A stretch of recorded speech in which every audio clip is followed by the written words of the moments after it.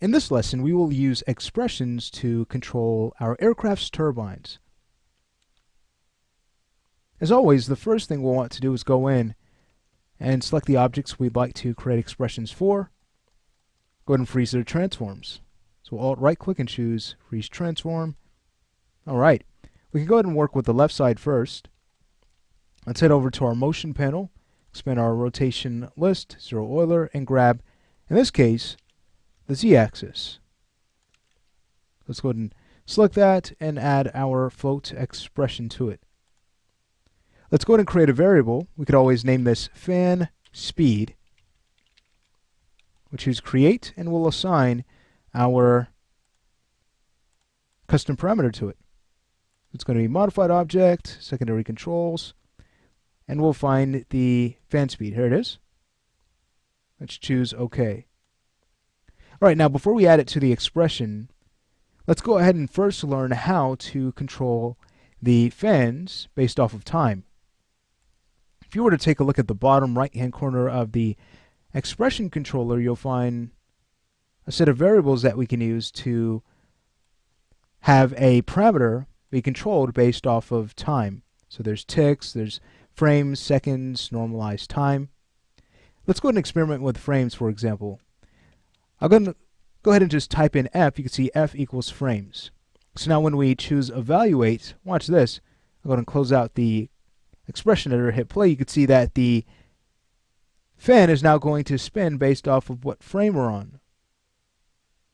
But right now it's moving pretty quickly.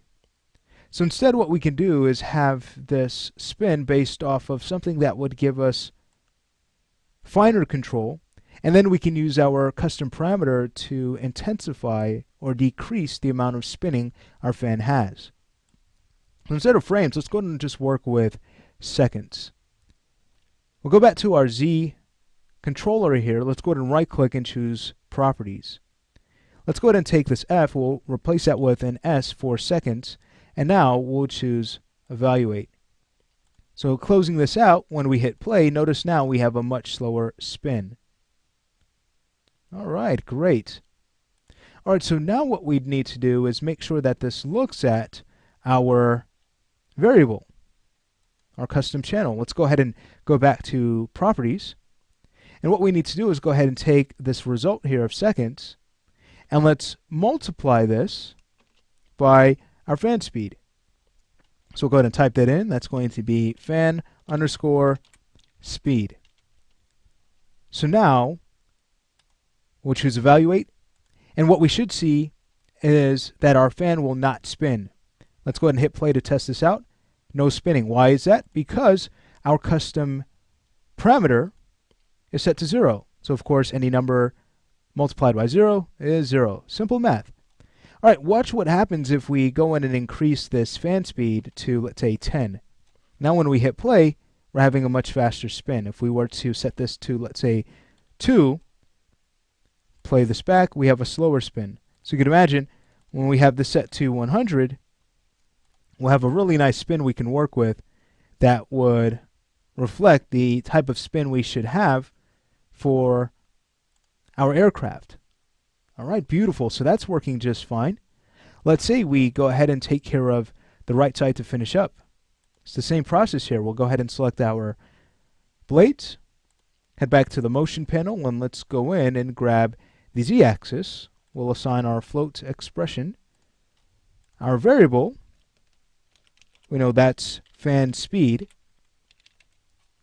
And we know it needs to be assigned to the fan speed parameter. Okay, so that's going to be S times fan speed. And we want to make sure everything is spelled correctly. If there's an underscore in their variable, you need to make sure that's added to the variable and the expression.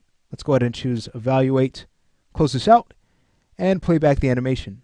So there we have it. It's spinning pretty quickly, which is really cool. If we want to kind of slow it down, we'll go back to the modify panel. We can go ahead and set this again to, let's say, about 3.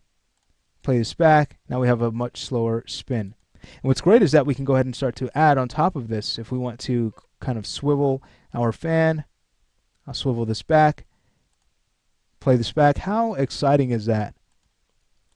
All right, so in this lesson, I'll just go ahead and zero this out.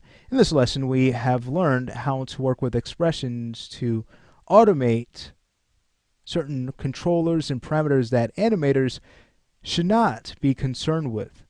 All right, so this will help us save a lot of time so animators can focus on what truly matters, which is creating some really cool movements for the aircraft. All right, now in the next lesson, we're going to learn how to work with Max's really neat reaction manager.